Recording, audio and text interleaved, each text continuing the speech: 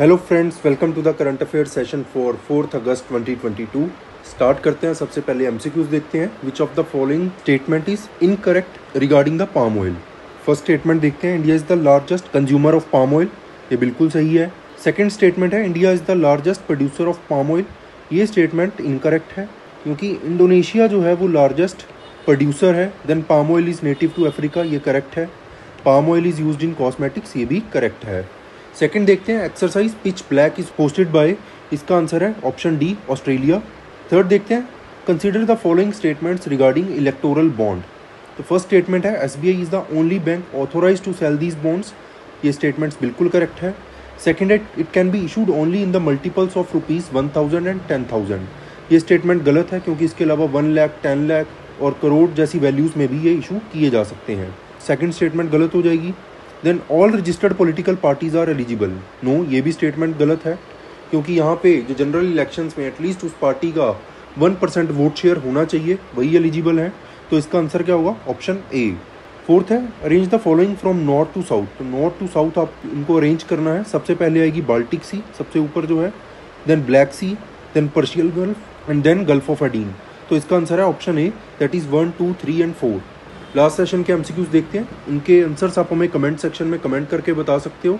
First है, who suggested the addition of spinning. यहाँ पे करेक्शन कर लेना, स्पिनिंग व्हील है। Spinning wheel in Indian flag during national movement. Second है, who acts as the chairman of National Tiger Conservation Authority. Third है, which of the following states police received president's colour award. And the fourth is the term alpha fold is seen in news, it is in the context of. Current affairs देखते हैं। World bank ने appoint किया है August टेनो कौएमे को country director for India, और ये succeed करेंगे जुनैद कमल अहमद को, जो एक बांग्लादेशी इकोनॉमिस्ट थे। उनका 5 ईयर का जो टेन्योर है वो ख़त्म हो चुका है। और ये जो ऑगस्टानो जो हैं, इन्होंने पहले कंट्री डायरेक्टर की तरह काम किया है वर्ल्ड बैंक के लिए फॉर टर्की। वर्ल्ड बैंक के बारे में पढ़ लेते हैं। इस्टेब्लिश किया गया था 1944 में। हेडक्वार्टर है वाशिंगटन डीसी यूएसए में। इनके प्रेसिडेंट है डेविड मालपास। और रिपोर्ट्स, जो इंपॉर्टेंट रिपोर्ट्स पब्लिश करता है World Bank, that is first है ईज ऑफ बिजनेस रिपोर्ट और also known as ease of doing business report. हालांकि ये वर्ल्ड बैंक ने अभी इसको बंद कर दिया पब्लिश करना। सेकंड है वर्ल्ड डेवलपमेंट रिपोर्ट। थर्ड है global economic prospect report. Fourth is ease of living index and the fifth is India development update. तो ये सारी रिपोर्ट्स के नाम आपने याद रखने हैं, इससे अक्सर एग्जाम में क्वेश्चन आते रहते हैं। सेकंड देखते हैं, सुरेश एन पटेल जो है ये सेंट्रल विजिलेंस कमिश्नर बनेंगे। प्रेसिडेंट है द्रौपदी मुर्मू। इन्होंने अपॉइंट किया है सुरेश एन पटेल को as the central vigilance commissioner of India with effect from August 3, 2022। और ये जो पोस्ट है ये पिछले 1 साल से खाली पड़ी थी। और मिस्टर पटेल जो हैं, इससे पहले ये विजिलेंस कमिश्नर थे और ये रिप्लेस करेंगे संजय कोठारी को। इसके अलावा जो 2 और विजिलेंस कमिश्नर हैं वो है Shri Praveen Kumar Srivastava and Shri Arvind Kumar. Central vigilance commission के बारे में पढ़ लेते हैं। ये सेटअप किया गया था 1964 में on the recommendation of Santhanam committee. तो पहले ये एक एग्जीक्यूटिव रेजोल्यूशन से बनाया गया था, सांथानम कमेटी की रिकमेंडेशन के बेसिस पे। ये मल्टी मेंबर कमीशन है और जिसको स्टैट्यूटरी स्टेटस दिया गया 1998 में through an ordinance promulgated by president of India. Then इसका एक एक्ट लेकर आए 2003 में, सेंट्रल विजिलेंस कमीशन एक्ट। और इसकी कंपोजिशन देखते हैं। इस कमीशन में एक सेंट्रल विजिलेंस कमिश्नर होते हैं जो चेयरपर्सन होते हैं कमीशन के। इसके अलावा 2 विजिलेंस कमिश्नर और होते हैं इसके members. President of India appoint करते हैं इनके मेंबर्स को on the recommendation of 3 members committee. कि 3 मेंबर कमेटी होती है, वो प्रेसिडेंट को रिकमेंड करती है कि किसका नाम जो है एज अ विजिलेंस कमिश्नर और as a chief vigilance commissioner appoint किया जाए जिसको। तो कमेटी के कौन कौन मेंबर होते हैं? प्राइम मिनिस्टर जो इस कमेटी के हेड होते हैं, then minister of home affairs, then leader of opposition in Lok Sabha. Next देखते हैं, South Korea, US and Japan, इन्होंने एक multilateral Pacific Dragon missile exercise जो है ये कंडक्ट की है। बाइनियल एक्सरसाइज है और कहाँ पे हुई है? कोस्ट ऑफ हवाई में। कब तक चलेगी ये? 1 अगस्त से लेकर 14 अगस्त तक। Then trilateral ballistic missile defence exercise है ये, US navy, Japanese maritime defence force and Republic of Korean navy. इसका एम क्या है कि इंटरऑपरेबिलिटी जो है आपस में बढ़ाना, टैक्टिकल एंड टेक्निकल कोऑर्डिनेशन बढ़ाना पार्टिसिपेंट्स में, ताकि वो detecting, tracking, reporting and assessing ballistic targets, मतलब बैलिस्टिक जो टारगेट्स हैं उनकी कैपेबिलिटीज़ बढ़ाना कि वो इजीली डिटेक्ट कर सकें, बैलिस्टिक मिसाइल्स को ट्रैक कर सकें, रिपोर्ट कर सकें और असेस कर सकें कि कितनी हार्मफुल वो मिसाइल हो सकती है। इसके अलावा नॉर्थ कोरिया काफ़ी प्रोएक्टिव रहता है इस रीजन में और मिसाइल टेस्टिंग करता रहता है। तो नॉर्थ कोरिया के ऊपर जो नॉर्थ कोरिया थ्रेट देता है उसके ऊपर भी चेक रखने के लिए ये एक्सरसाइज जो है कंडक्ट की जा रही है। नेक्स्ट देखते हैं 20 हेरिटेज साइट्स जो है including ancient site that is Rakhigarhi, इनको आइडेंटिफाई किया गया है for the national importance tag. इसमें जो इम्पोर्टेंट साइट्स हैं जैसे कि अनंगताल इन दिल्ली, रॉक पेंटिंग एट चिंतकुंता जो कि आंध्र प्रदेश में है, देन रॉक आर्ट साइट है मुर्गी एट रदांग लेह में, कलेश्वर महादेव टेम्पल है हिमाचल प्रदेश में, ये इंपॉर्टेंट आपके लिए, कलेश्वर महादेव टेम्पल जो है ये कांगड़ा डिस्ट्रिक्ट में है। राखीगढ़ी के बारे में पढ़ लेते हैं। लार्जेस्ट हड़प्पन साइट है ये इंडियन सब कॉन्टिनेंट में, याद रखना है, मैं रिपीट करता हूँ फिर से कि ये लार्जेस्ट हड़प्पन साइट है इंडियन सब कॉन्टिनेंट में। अदर लार्ज साइट्स कौन सी हैं जैसे कि हड़प्पा है, मोहनजोदारो है, गनवेरी वाला है और धोलावीरा है। हड़प्पा, मोहनजोदारो एंड गनवेरी वाला ये तीनों पाकिस्तान में है, धोलावीरा जो है गुजरात में है। देन राखीगढ़ी जो है यहाँ पे जो एक्सकावेशंस की गई थी, खुदाई की गई थी जो, उससे ये पता लगा कि ये जो साइट है ये प्री हड़प्पन फेज की है, जो कि जिसका टाइम पीरियड क्या था 6000 BC से लेकर 2500 BC के दौरान। और इस साइट को एक्सकावेट किसने किया था? अमरेंद्र नाथ है एक person, archaeological survey of India के। देन ये साइट क्या रिप्रेजेंट करती है? एक प्लान्ड टाउनशिप है, मड ब्रिक्स यूज़ की गई हैं इसमें और बर्न्ट ब्रिक्स, मड ब्रिक्स तो ही हैं बट बर्न्ट ब्रिक्स भी इसमें यूज़ हुई हैं एंड प्रॉपर ड्रेनेज सिस्टम जो है यहाँ से मिला है। इसके अलावा सिलेंड्रिकल सील जो है यहाँ से मिली है जिसमें 5 हड़प्पन कैरेक्टर्स दिए गए हैं और एक तरफ 5 हड़प्पन कैरेक्टर्स हैं। इसके अलावा एक सिंबल जो है यहाँ पे एलिगेटर का, वो भी इस सील के ऊपर देखा जा सकता है। नेक्स्ट देखते हैं, India to host UNSC meet on counter terrorism. पढ़ते हैं न्यूज़ को। इन फर्स्ट इंडिया जो है होस्ट करेगा diplomats and officials from 15 countries of the United nation security council including China, Russia and US। और ये मीटिंग कहाँ पे होगी? दिल्ली एंड मुंबई में। कब? अक्टूबर में।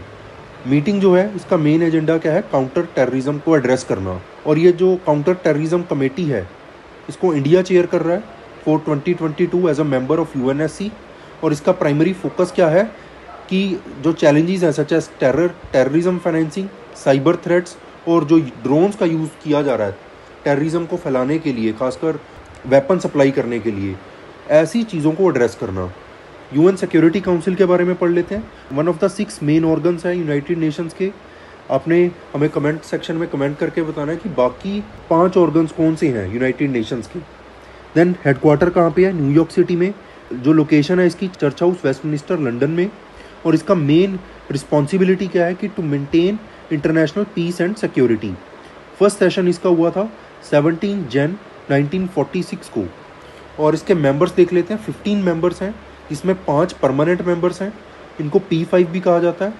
5 permanent members of United nation security council कौन कौन से हैं? China, France, Russia, United states and United kingdom. जो 10 नॉन परमानेंट मेंबर्स हैं इनको इलेक्ट किया जाता है, United nation general assembly elect करती है।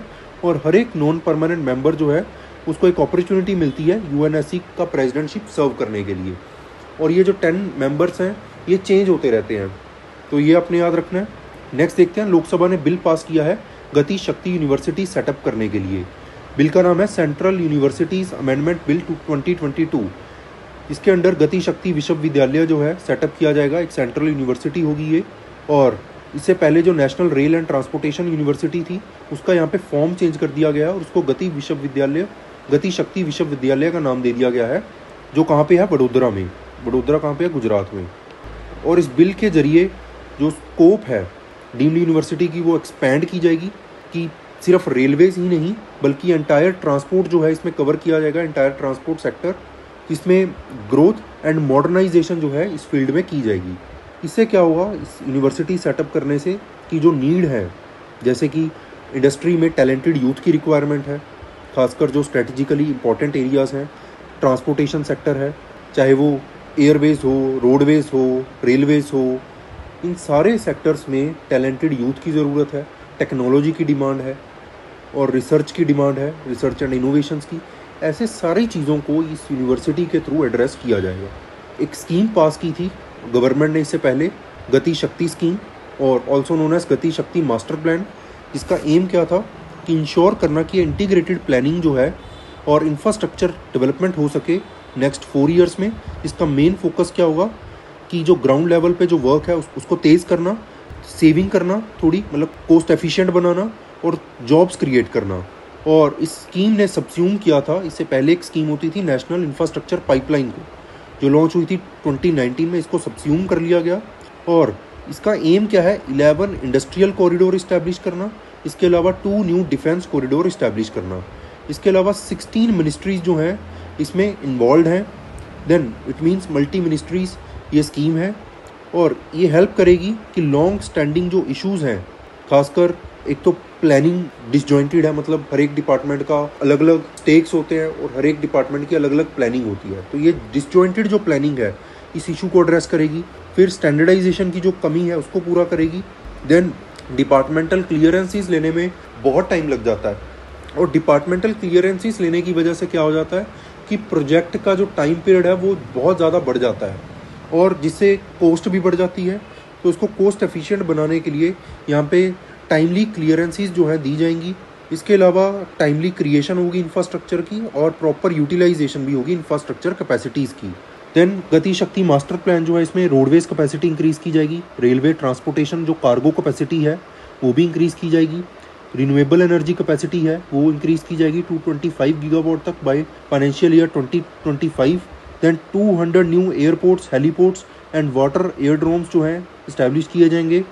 देन ट्रांसमिशन नेटवर्क जो है, इलेक्ट्रिसिटी ट्रांसमिशन नेटवर्क, उसको इंक्रीज़ किया जाएगा। इसके अलावा 4G कनेक्टिविटी जो है वो विलेजेस तक पहुंचाई जाएगी। एंड इसके अलावा 20 न्यू मेगा फूड पार्क्स जो है वो इस्टेब्लिश किए जाएंगे। तो ये आपने याद रखना है। नेक्स्ट देखते हैं, कैबिनेट ने अप्रूवल दे दिया है क्लाइमेट प्लेजिस को।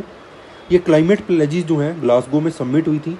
ग्लासगो सबमिट के दौरान पीएम मोदी ने पंच अमृत का यहाँ पे एक आइडिया दिया था। पंचअमृत में इंडिया के 5 गोल्स हैं, जैसे कि इंडिया जो है non fossil fuel energy capacity जो है वो बढ़ाएगा 500 गीगावाट तक बाय 2030।